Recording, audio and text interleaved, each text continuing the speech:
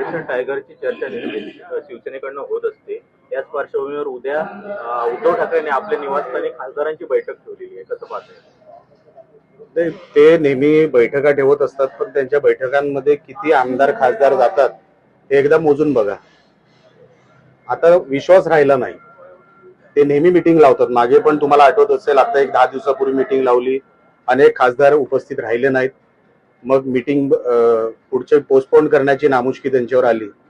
आणि operation tiger हे काय एका महिन्यात चालू आहे, दुसऱ्या असं काय विषय तो नाही. आमच्याकडे सातत्याने इन्कमिंग सुरू आहे.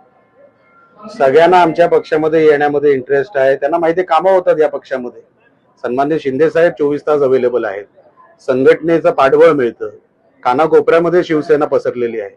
अशा संघटनेमध्ये त्यांना काम करायची इच्छा आहे. आणि आता दुसऱ्या बाजूला विरोधकांकडे आता काहीच नाही. सगळी भांडी रिकामी झालेली आहे. देण्यासारखं काय नाही, लोकांकडे काय नाही आणि संपर्कही नाही.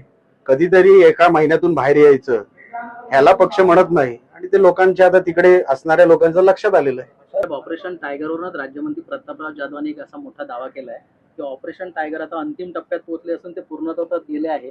शिवसेनेचे मुख्य नेते एकनाथ शिंदे ज्या दिवशी योग्य वेळ आणि मुहूर्त ठरवतील त्या दिवशी ऑपरेशन पूर्ण होईल. एकदम बरोबर. शुभेच्छा. तसं होणारच आहे.